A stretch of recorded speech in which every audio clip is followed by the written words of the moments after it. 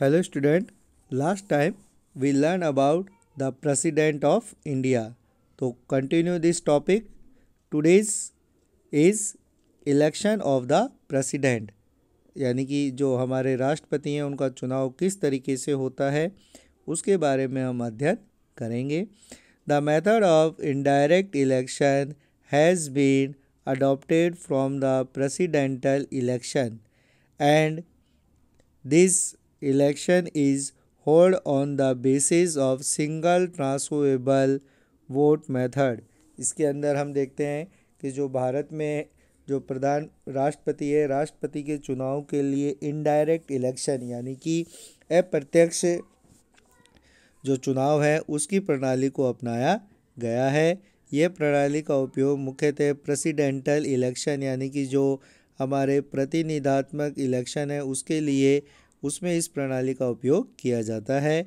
इसमें जो भारत में इसके लिए जो व्यवस्था यानी कि जो मेथड इस्तेमाल किया गया है उसे हम सिंगल ट्रांसफरेबल वोटिंग मेथड भी कहते हैं.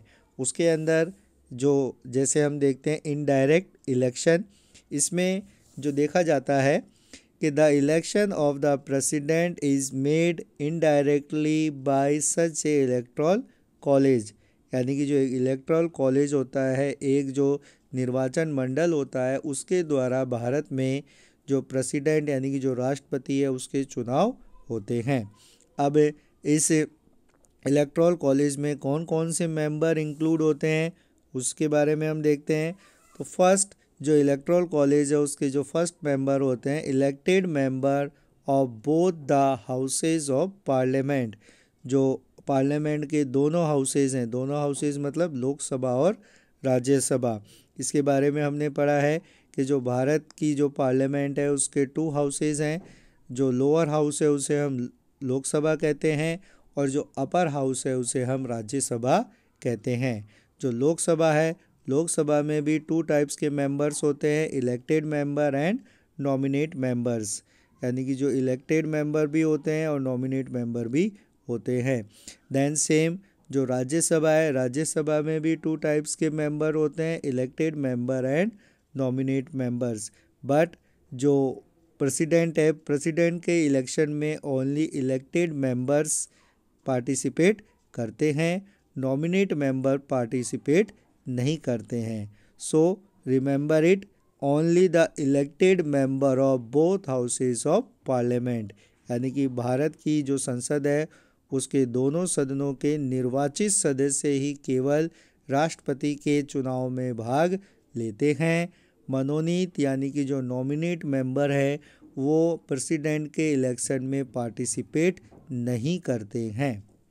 Second is elected members of state assembly included the elected member of the assembly of union territories, यानी कि दूसरी प्रकार के जो सदस्य हैं उनमें जो स्टेट असेंबलीज होती हैं यानी कि जो राज्य की विधानसभाएं होती हैं उनके इलेक्टेड मेंबर्स, उनके जो निर्वाचित सदस्य होते हैं, साथ ही साथ जो यूनियन टेरिटरीज़ हैं यानी कि जो केंद्र शासित प्रदेश हैं उनके निर्वाचित सदस्यों को भी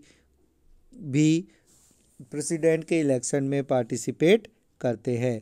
तो हमने देखा कि 2 टाइप्स के जो मेंबर्स होते हैं वो प्रेसिडेंट के इलेक्शन में पार्टिसिपेट करते हैं. First elected member of both the houses of parliament, यानी कि संसद के दोनों सदनों के निर्वाचित सदस्य.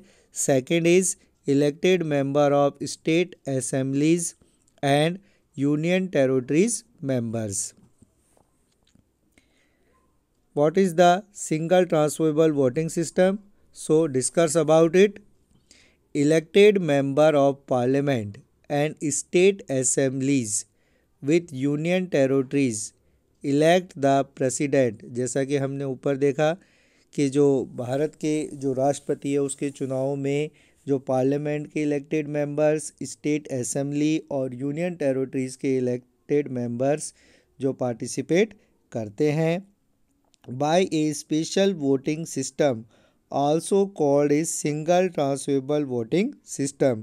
वो एक स्पेशल वोटिंग सिस्टम यानी कि एक विशेष मतदान व्यवस्था के द्वारा उसमें मत देते हैं, जिसे हम सिंगल ट्रांसफरेबल वोट सिस्टम के नाम से भी जानते हैं।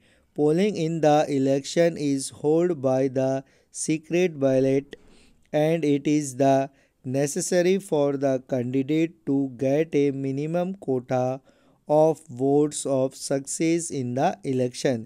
इसमें जो पोलिंग होती है यानी कि जो मतदान होता है वो सीक्रेट बैलेट यानी कि जो गुप्त मतदान प्रणाली होती है। इसमें गुप्त मतदान प्रणाली का मतलब हो गया इसमें जो आप वोट देते हैं वो आपके अलावा किसी और को ये पता नहीं होता है कि आपने किसको वोट यानी कि किसको मत दिया है। और इस प्रोसेस के अंदर किसी भी कैंडिडेट को जीतने के लिए मिनिमम कोटाज यानी कि न्यूनतम कोटे के जो मत हैं उसे प्राप्त करना आवश्यक होता है।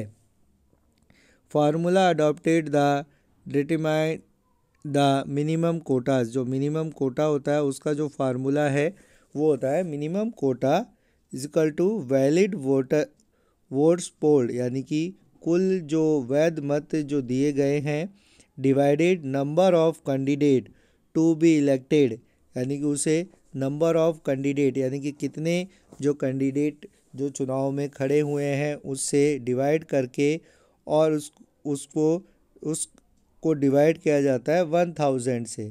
तो जो इस फार्मूले का यूज़ करके मिनिमम कोटा निकाला जाता है। किसी भी कैंडिडेट को जो सक्सेस होने के लिए मिनिमम कोटा के जो वोट्स होते हैं उन्हें प्राप्त करना आवश्यक होता है।